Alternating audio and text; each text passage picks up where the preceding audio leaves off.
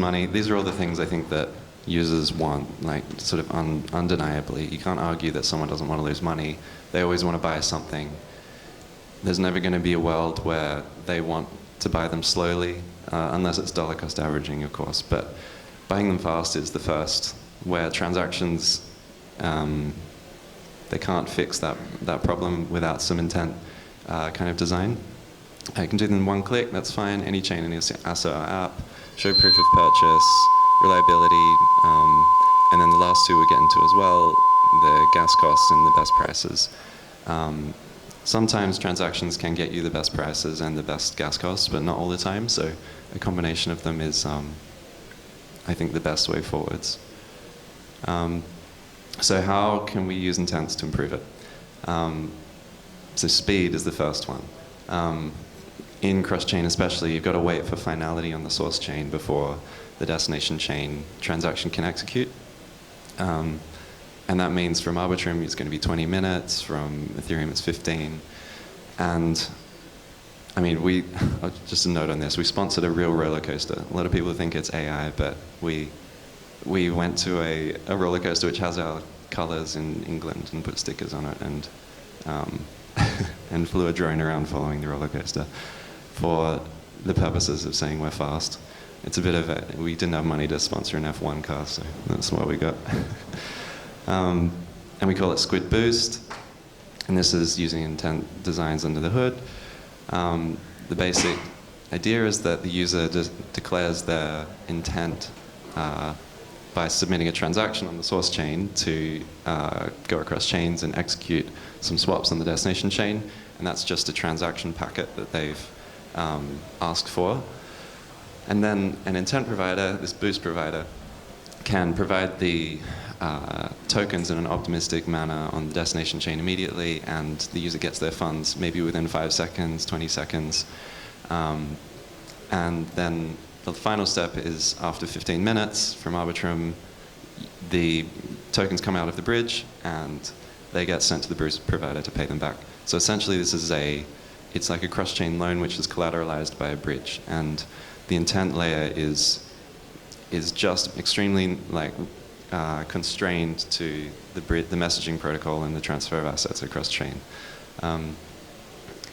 And another benefit of this is because it's settled by Axlar or like any cross-chain provider, it has good liveness. So if the solver decides to censor, then the transaction will go through after 20 minutes anyway, and it's also capital efficient because they get paid back every 20 minutes, and you can just keep cycling that same capital.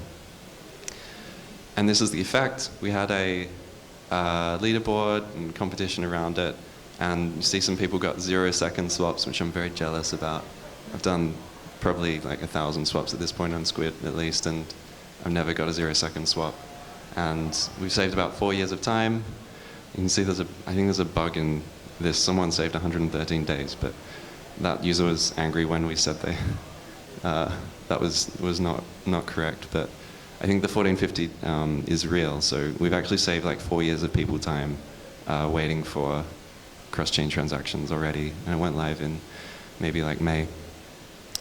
And what use cases does this open up? I think it's the payments use case, because when you're buying, like when you're swapping, people kind of accept, okay, I'm going to get this token in 15 minutes. But if you're an NFT user, you're much less forgiving, I think. So we have this checkout widget where you're able to buy any NFT across chain in a single click, and it happens, because it happens in 20 seconds, you can create this Web 2-like user experience. Same with lending. You can like go across chains into USDC and lend it into a lending pool, also in 20 seconds. And not related to intents, but we have these widgets, and this like front-end component is, I think, a big part of making the user experience a lot better. We said it before in the panel, but intents shouldn't necessarily change the user experience. I think like we should still attain for the literally just one button, like which is pay. And there's far too many things on this screen. But at the moment, that's the best I think that we can do for a user, and hopefully we'll have some kind of chain abstraction where no one ever knows that they're on Ethereum Arbitrum. But for now, we have 4 boxes and 2 addresses. So yeah, we've got widgets, API, which powers everything in the background, and smart contracts, which are also working. Where else can we use intents in cross-chain? So the last 2 at the bottom, gas costs and prices. And gas, there's a few things in cross-chain where it could be relevant, but in this DEX aggregation model, we've got potentially like 8 swaps happening. You've got 2 DEX aggregators, one on the source chain, one on the destination chain. We've got some multi-hop routes where it's even going through like 5 or 6 chains. And reducing the gas costs in that flow is like really important. And with intents, you can use off-chain liquidity, which means that you don't have to pay gas for the AMM, essentially.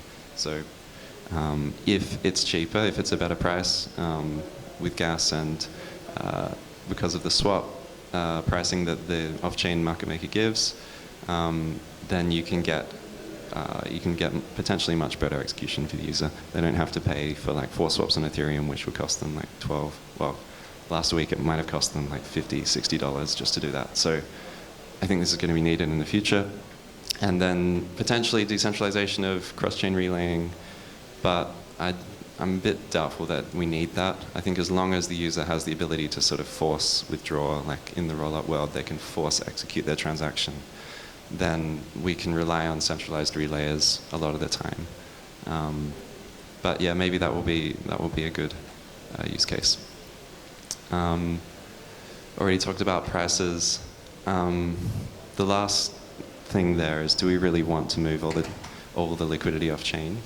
I know if you guys have already thought about this stuff before, but once you move liquidity off chain, you lose a lot of the composability which we had in at least DeFi 1 and 2.0, where what will happen is all of these swaps will be going through these off-chain market makers who essentially are able to pull on centralized exchange liquidity, and the order flow is now being routed to them. They're getting fees, and the on-chain LPs won't be getting fees anymore. And APR or organic APRs will go down, LPs withdraw, and then there's none of these like composable LP building blocks to build DeFi off. So it could be a bit of a Trojan horse, and I feel like in some way intents could lead us to like the FTX moment, the next bull run, where we've just suddenly centralized a lot of stuff, and there'll be this moment where we realize, we didn't it's not as censorship resistant as transactions which we have guaranteed execution for. As long as the validators are running, they'll just include a transaction. It's not as simple as that, but that's a bit of a trade-off. I think from our perspective, we'll definitely include both. So we'll always have this fallback, this kind of forced withdrawal mechanism where maybe a liquidity crunch happens or market maker gets like regulated or censored or something. You can always fall back to using AMMs, and it's almost a bit like a insurance mechanism. But yeah. Also with prices, there's some cases where on-chain liquidity might be actually at better prices, because with a lot of our stable swaps, we just compress them to I think it's 0.4 of a basis point that is being taken, and it's almost one-to-one execution. So there should be a hybrid model in the future.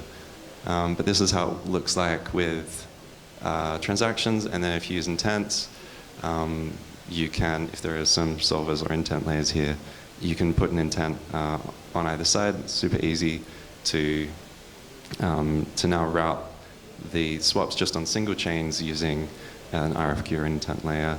And then you can go further and make like a full cross-chain intent system, but this is just, I think, the next step that will happen. Connected chains, we're on 60-something chains, 70 now maybe. Across the Cosmos and Ethereum, we've got Bitcoin, Litecoin, Solana, we should have most chains, hopefully in the next 6 months. And that's it. Thanks for listening. If anyone has questions, I think we can pass the mic around.